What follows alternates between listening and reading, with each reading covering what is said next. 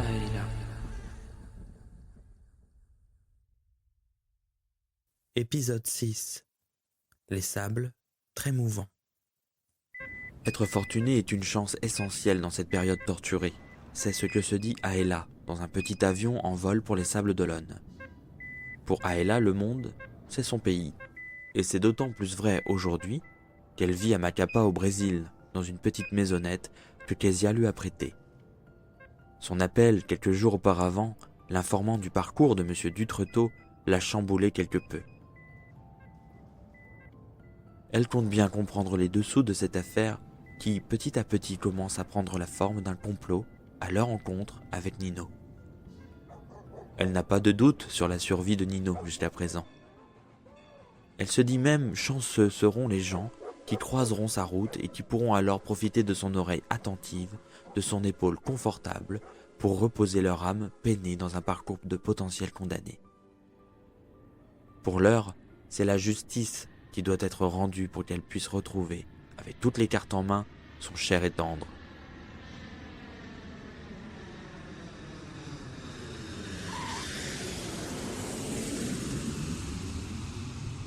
Il n'y a donc pas de temps à perdre, c'est à l'aérodrome des Sables d'Olonne qu'elle atterrit ce matin-là. Un chauffeur privé dont le visage lui semble familier l'attend. Elle se rend à l'hôtel des Roches Noires le long du Remblai. Elle est discrète. En effet, le Remblai grouille de nazis. Elle arrive dans sa chambre d'hôtel, l'installation se fait vite. Elle n'a qu'une idée en tête, exécuter son plan, retrouver le directeur du théâtre de Gralin.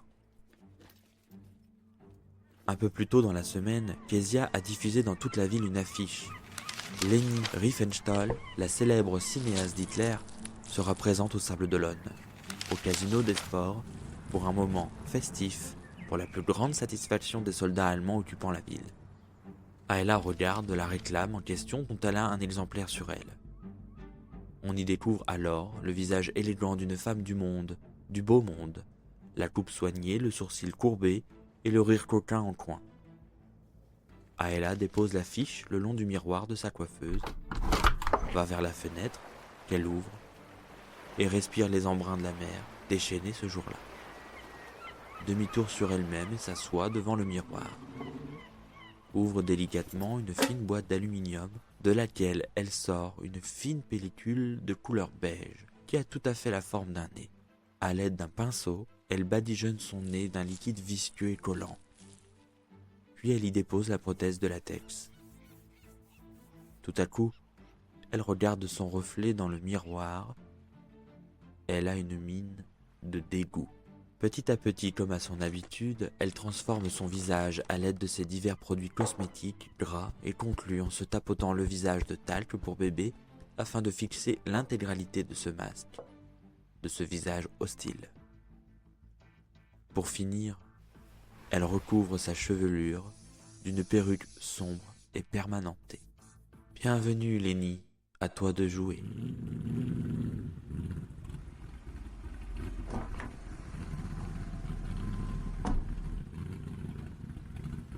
Aëla, grimée, arrive à l'entrée du casino.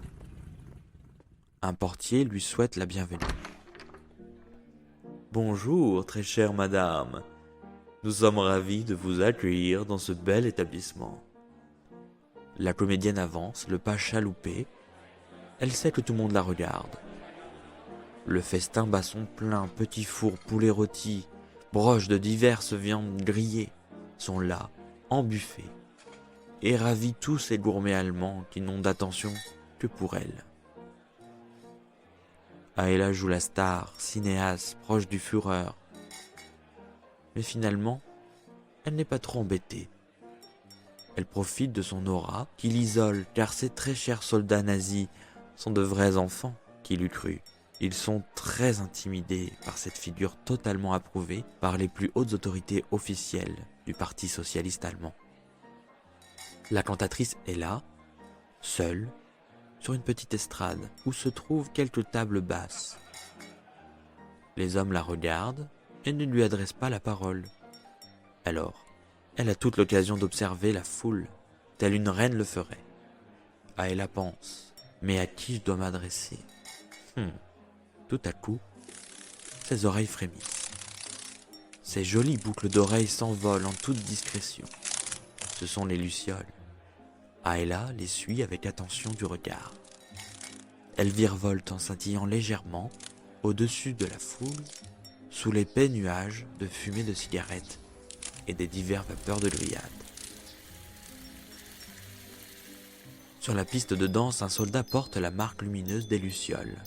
Sans attendre, Aela se dirige droit vers lui, cocktail à la main.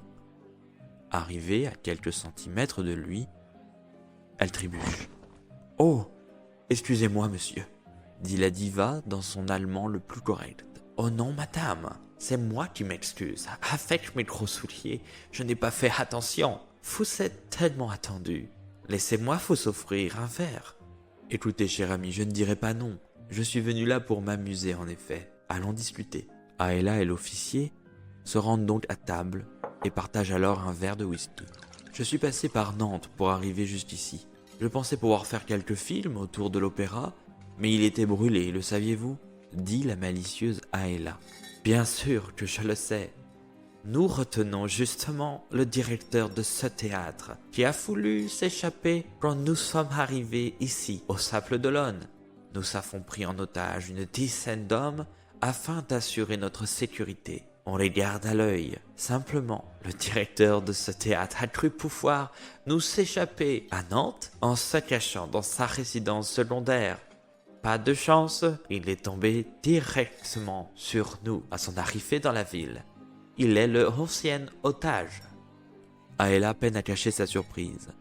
En effet, elle ne pensait pas pouvoir avoir autant de renseignements en si peu de temps. C'était visiblement la bonne personne et la bonne question. Ils ne sont vraiment pas malins. Oh, le saligo! Comment est-ce possible qu'un homme aussi lâche pouvait tenir un établissement aussi beau que celui de l'Opéra Gralin? Ah, ces Français, tous les mêmes. « Et dans quel trou à rats se niche-t-il » dit Aela en gardant son allemand parfait. « Non, ce n'est pas vraiment un trou à rats. Il s'agit là de la villa la plus grande du quartier de la Chaume. On l'appelle la villa Tertré. Il vit chez son ami Maurice, qui n'est pas présent pour le moment. » À ces mots, villa Tertré, Aela lève ses paupières, regarde le soldat, se lève et s'excuse. « Excusez-moi, cher ami, je dois aller me repoudrer un petit peu le nez. » Aela disparaît tout simplement de ce lieu fétide ce soir-là.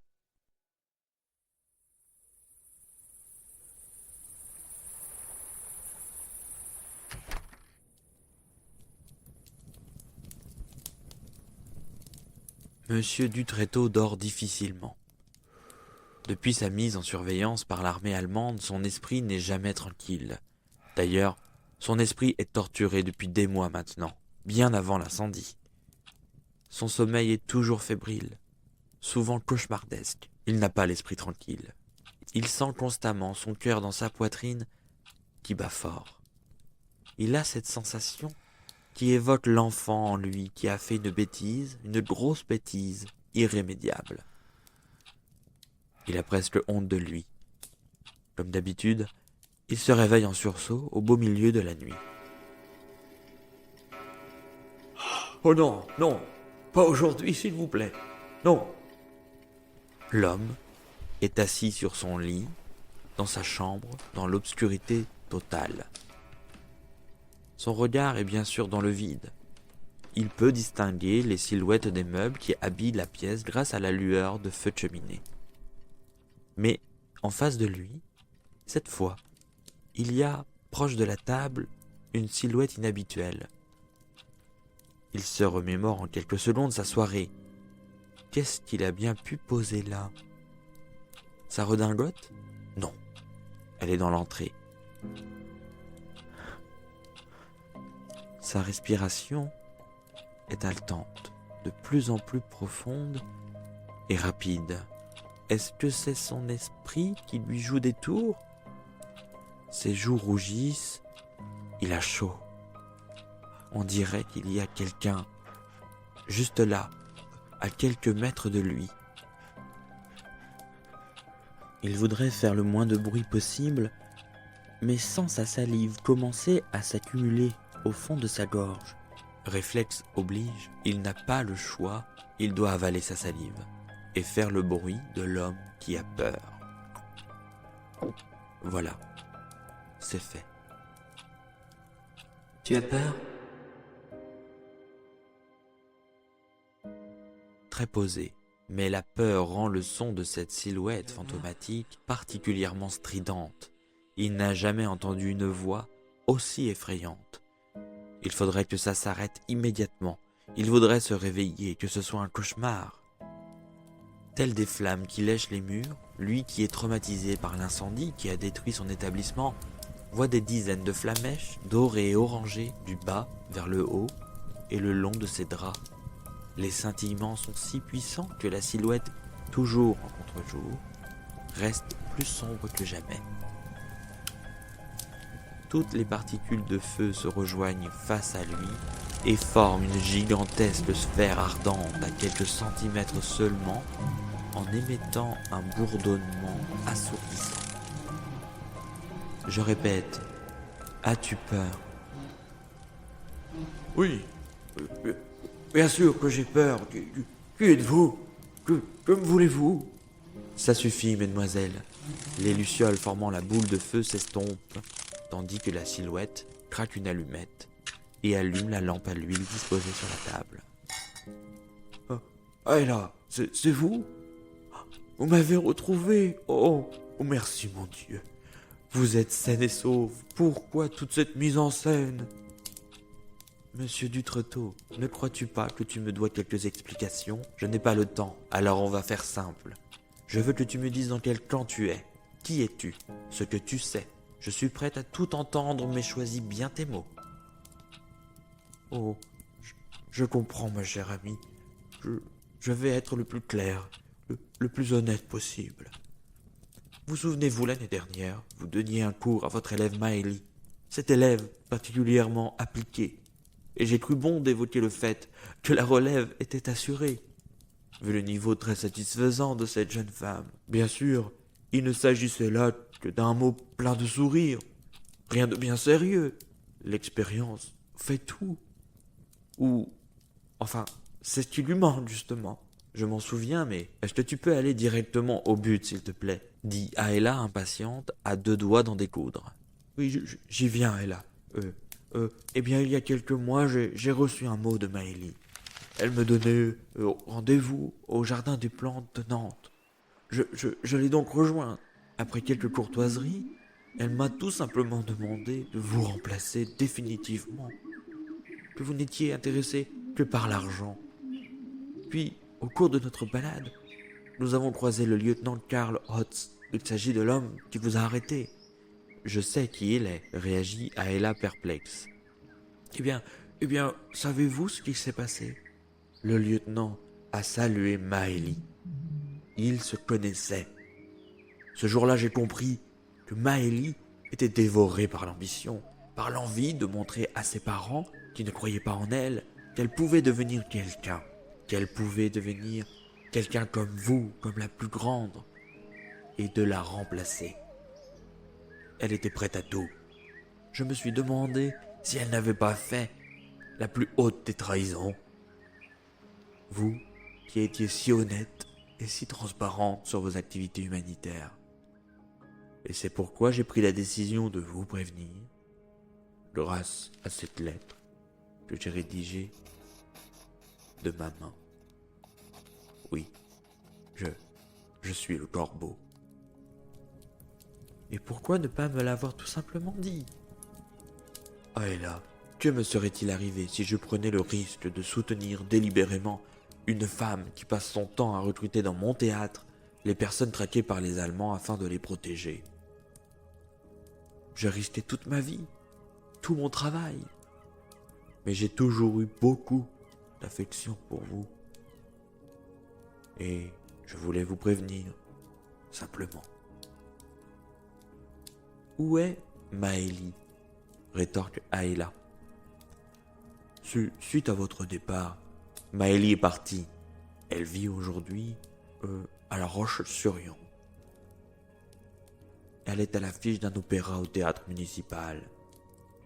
Je n'ai pas bien compris quel est le nom de la pièce. Il s'agit d'un drame. À la fin, le personnage se suicide, je crois.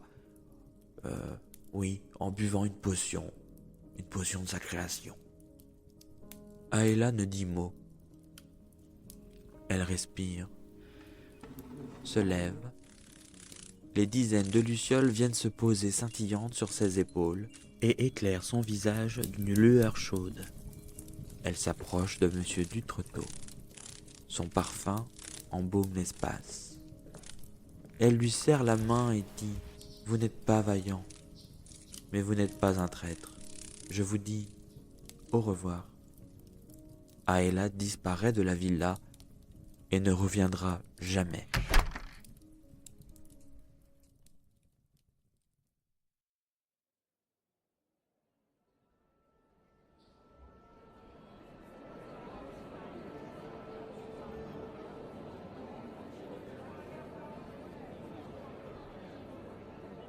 Le théâtre de La Roche-sur-Yon fait salle comble ce soir. Une jeune comédienne, prodigieuse et plein d'avenir se produit, et ce n'est pas tous les jours qu'une artiste, ayant été chaperonnée par la plus grande des chanteuses lyriques de France, se produit en Vendée. C'est un véritable événement.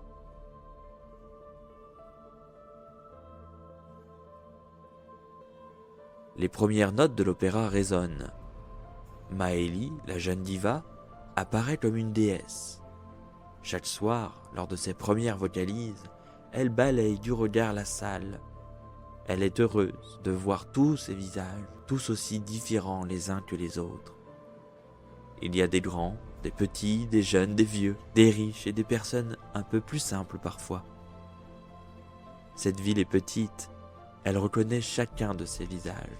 Elle les voit dans les rues, au restaurant ou à d'autres représentations. Mais ce soir-là, il y a une femme, portant un chapeau noir à large bord qui recouvre une partie de son visage. Elle ne l'a jamais vue. Son cœur bat